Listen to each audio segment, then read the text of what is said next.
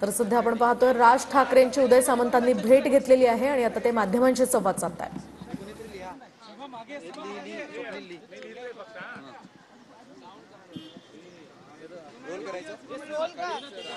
आज मनसे अध्यक्ष राज ठाकरेंची तुम्ही भेट घेतलेली आहे, नेमकं काय या भेटीचं कारण आहे? प्रदीर्घ अशी चर्चा झाली, 1 तास भेट झालेली आहे. आपल्या सगळ्यांना माहिती आहे की पुण्यामध्ये जे मराठी भाषेला अभिजात भाषेचा दर्जा मिळाल्यानंतर जे विश्व मराठी संमेलन झालं होतं, त्या संमेलनाला मराठी भाषेचा मंत्री म्हणून मी राजसाहेबांना उपस्थित राहण्याची विनंती केली होती आणि ती विनंती केल्यानंतर ते स्वतः त्या कार्यक्रमाला उपस्थित होते. त्यांनी मार्गदर्शन केलं होतं आणि त्याच्यानंतर त्यांची माझी भेट होऊ शकली नव्हती. त्याचे आभार मानण्यासाठी आज मी त्यांच्या घरी आलो होतो. मध्यंतरी याच्यामध्ये मनसे अध्यक्ष राज ठाकरेंचा एक मेळावा झाला होता. काहीसा रोग जो आहे हा तुमच्या शिवसेनेकडे सुद्धा त्यांचा होता. पुन्हा सूर जुळतायत का मनसे अध्यक्ष राज ठाकरेंची तुमची? नाही, मला असं वाटतं की आता जी चर्चा झाली ती मराठी भाषेसंदर्भात झाली. विश्व मराठी संमेलन झाले त्याच्या बाबत चर्चा झाली. दिल्लीमध्ये जे मराठी साहित्य संमेलन चालू आहे त्याच्याबद्दल आम्ही गप्पा मारल्या. राजकीय कुठलीही चर्चा झाली नाही आणि म्हणून मला असं वाटतं की या भेटीला राजकीय कोणी स्पर्श करू नये.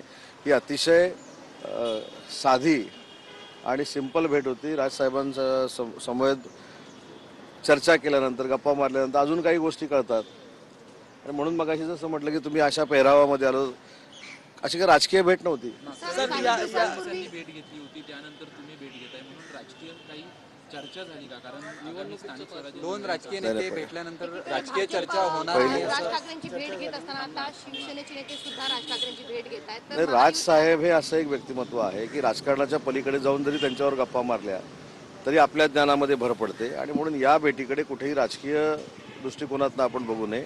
मी आपल्याला सांगितलं की विश्व मराठी संमेलनाला स्वतः राजसाहेब उपस्थित होते आणि त्यांचे आभार मानण्यासाठी या बैठकीला मी आलो. पदाबद्दल अजून निर्णय झालेला नाहीये. अमित शहा देखील पुण्यात आहेत. असं कळतंय की म्हणजे अमित शहाच्या कोर्टात आता रायगड आणि नाशिकचा वाद गेलाय. मला असं वाटलं की पालकमंत्री पदाचा वाद इथं सोडवायला आला होता का प्रश्न विचारते की काय?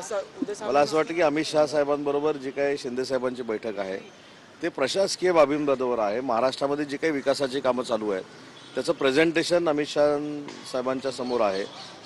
केंद्रामधनं जास्तीत जास्त निधी कसा आणायचा याबाबतची चर्चा आहे आणि अमित शहा साहेबांच्या शुभ हस्ते 20 लाख लोकांना घरं देण्याचा आजचा उपक्रम आहे आणि मला असं वाटतं की पर्सनल भेटीमध्ये काय चर्चा होईल मला माहित नाही. शिवसेना दिवस झाला आता पालकमंत्री पदाचा तिढा सुटत नाहीये. नाशिकला देखील कुंभमेळा आहे, एवढं मोठं आयोजन आहे, बऱ्याच बैठकांना अडचण होती अशी वारंवार. नाशिकचा कुंभमेळा 2027ला आहे. तोपर्यंत काय पालकमंत्री पदाचा तिढा राहणार नाही. 2-3 दिवसामध्ये सुटेल. शिवसेनेनं मुंबई महानगरपालिकेसाठी कंबर कसले, त्याच्यातच मनसेचं मतदान जर मुंबईत पाहिलं ते सुद्धा चांगलं आहे. महानगरपालिकांच्या निवडणुकांच्या तयारी आणि वारे वाहू लागलेले आहेत. त्या अनुषंगानं जर मनसे अध्यक्ष राज ठाकरे तुमच्यासोबत असतील का किंवा तुमचा काही आशेचा किरण आहे का? आधी पहिली एक लक्षात घ्या की राजसाहेब आणि एकनाथ शिंदे साहेब हे एकत्र अलायन्समध्ये येणार का हा माझ्या दृष्टीनं फार मोठा विषय आहे. एवढ्या पातळीवरच्या चर्चेमध्ये मी कधीच पडलेलो नाही. म्हणून मी अनेक वेळा आपल्याला सांगितलेलं आहे की माझ्या आवाक्यातकडे मला झेपतील असे जर प्रश्न विचारले त्याचं मी उत्तर देऊ शकतो. राजसाहेब आणि एकनाथ शिंदे साहेब हे जर एकत्र येणार असतील तर ह्याच्या दोघांमध्ये चर्चा झाली पाहिजे आणि आजची चर्चा ही राजकारण विरहित होती. मी मगाशी देखील सांगितलं की राजसाहेबांबरोबर गप्पा मारल्यानंतर आपल्या ज्ञानामध्ये देखील भर पडत असते. त्यांची एक भाषणाची वेगळी शैली आहे, वक्तृत्व वेगळं आहे आणि त्यांच्याबरोबर बोलल्यानंतर भविष्यामध्ये आपल्यामध्ये देखील इम्प्रूव्हमेंट होऊ शकते. त्याच्यासाठी भेटीचं जर आपण बघितलं तर बरं होईल. आणि उद्योग आणि रोजगार या संदर्भात काही चर्चा झाली का? कारण राज ठाकरे नेहमीच पहिली भेट आहे. हा, याबाबत झाली ना. मराठी उद्योजकांवर कुठच्याही पद्धतीचा अन्याय होऊ नये, मराठी भाषेवर अन्याय होऊ नये यासाठी मराठी भाषेचा मंत्री म्हणून मी पुढाकार घेतला पाहिजे हे मार्गदर्शन केलं ना. मी तेच सांगितलं की राजकारणाच्या पलीकडची चर्चा होती.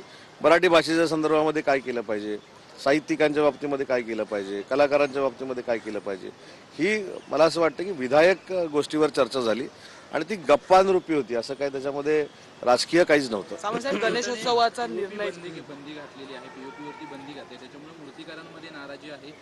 अधिवेशनावरती ते मोर्चा घेऊन येण्याच्या तयारीत आहेत कारण पीओपी बंदी. मला जी माहिती आहे त्याच्यामध्ये आशिष शेलारजींनी पुढाकार घेतलेला आहे सरकारमधून. ते मुख्यमंत्री महोदयांशी बोलत आहेत, दोन्ही उपमुख्यमंत्री महोदयांशी बोलत आहेत त्याच्यातनं काहीतरी योग्य निर्णय होईल. पेन जिल्ह्यातनं खास करून संभाजी महाराजांचं वारंवार मागणी होती. एकंदरीत ज्यावेळेस काँग्रेसच्या एका आमदारांचं जेव्हा अशा पद्धतीने आरोप करण्यात आले होते